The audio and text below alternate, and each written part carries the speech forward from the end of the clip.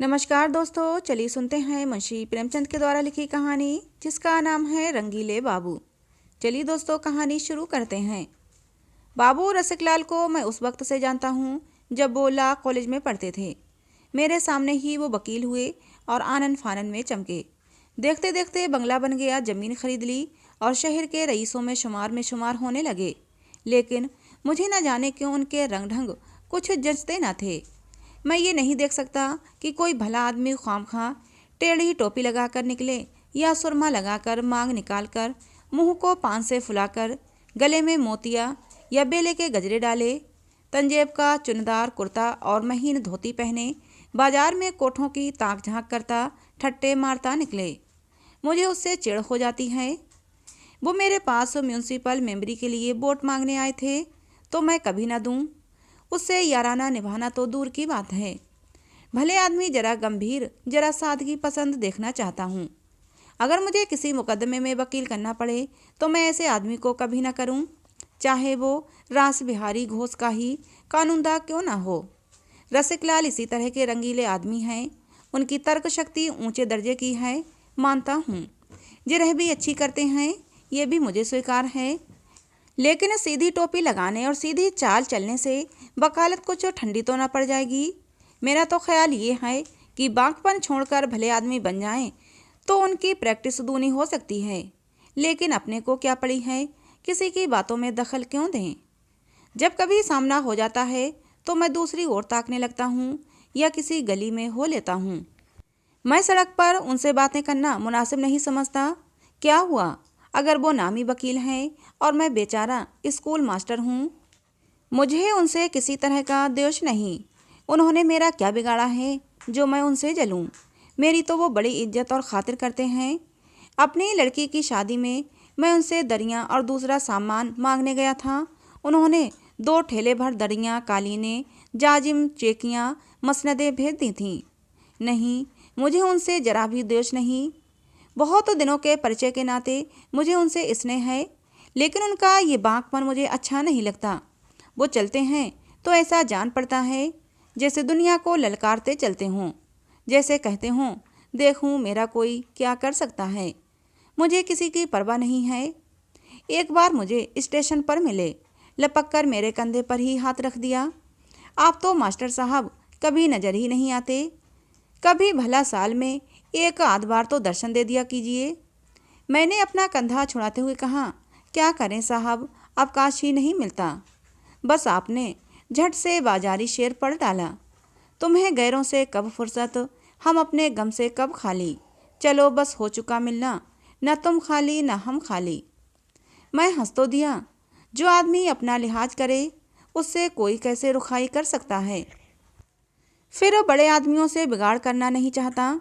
ना जाने कब अपनी गरज लेकर उनके पास जाना पड़े। लेकिन मुझे उनकी ये बेतकल्लुफ़ी कुछ अच्छी न लगी।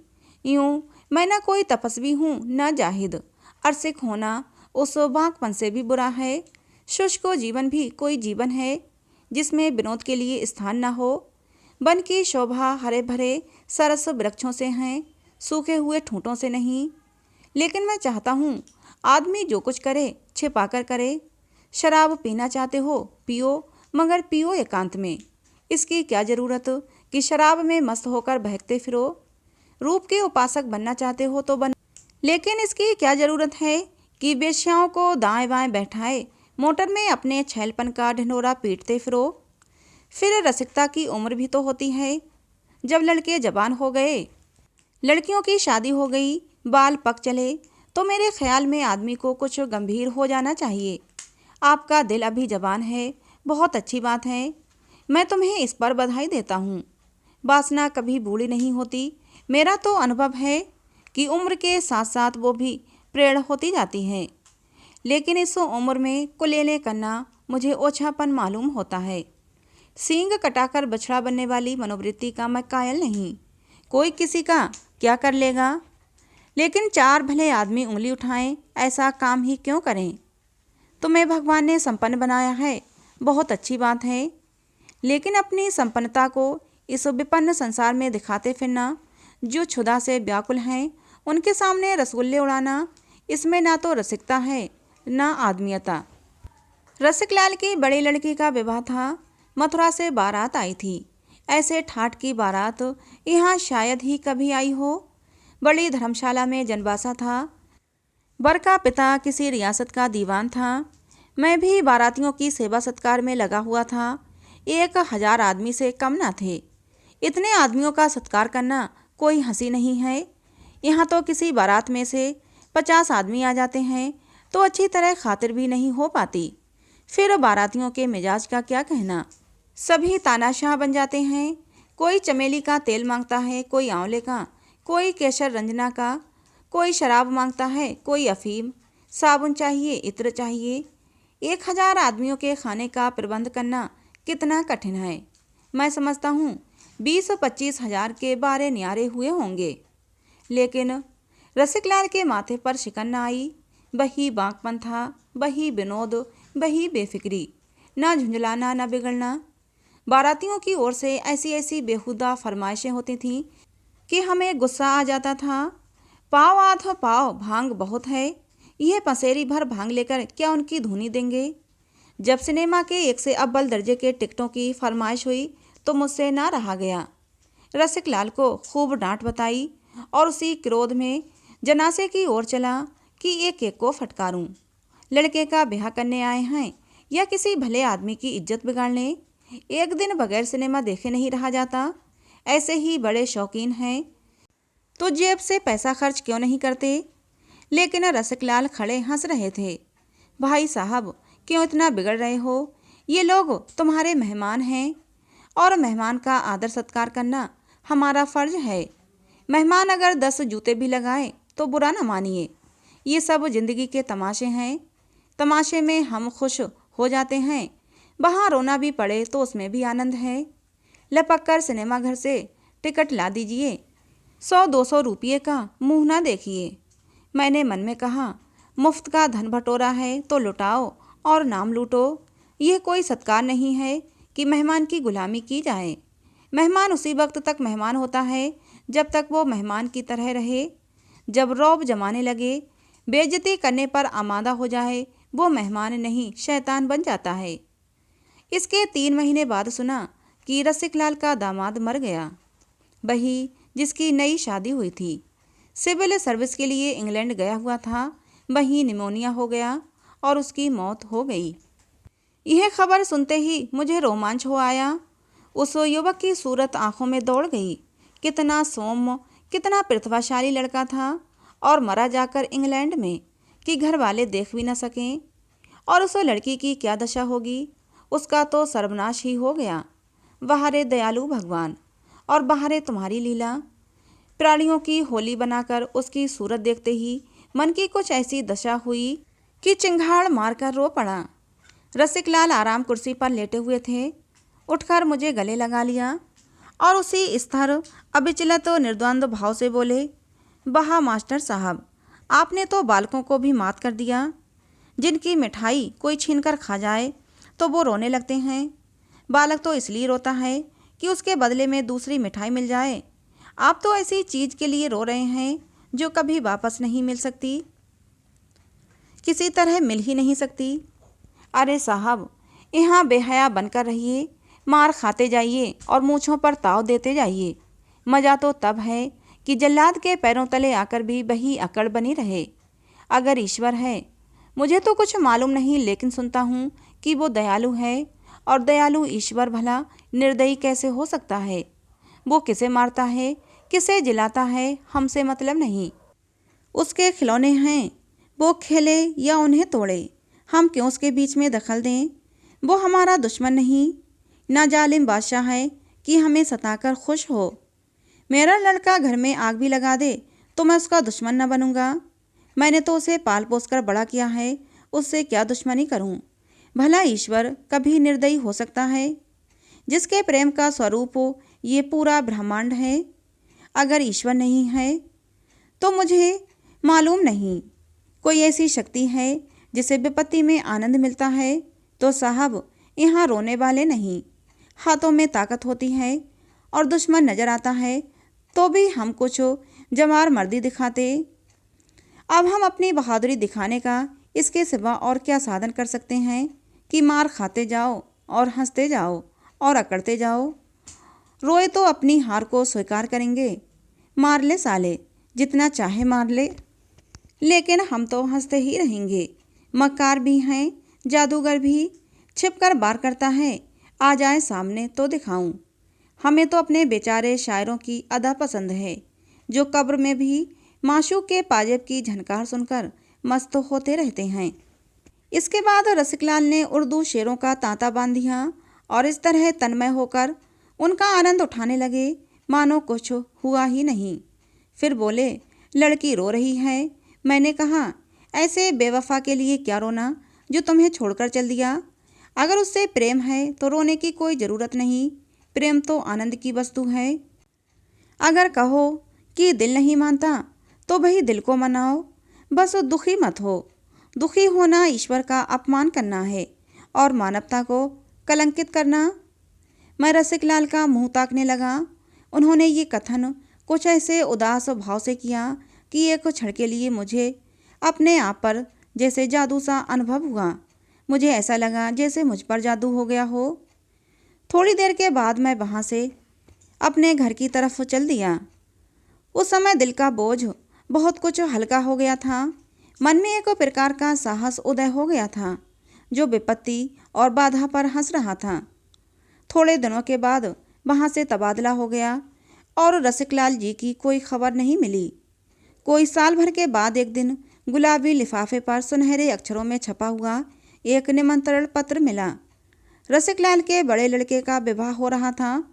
नवेद के नीचे कलम से आग्रह किया गया था कि अवश्य आइए, पर न मुझे आपसे बड़ी शिकायत रहेगी, आधा मज़ा जाता रहेगा।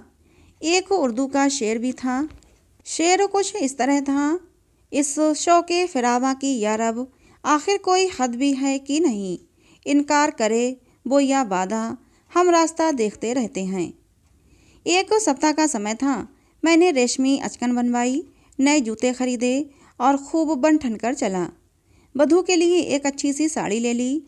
महीनों एक जगह रहते रहते और एक ही काम करते करते मन कुछ कुंठित सा हो गया था।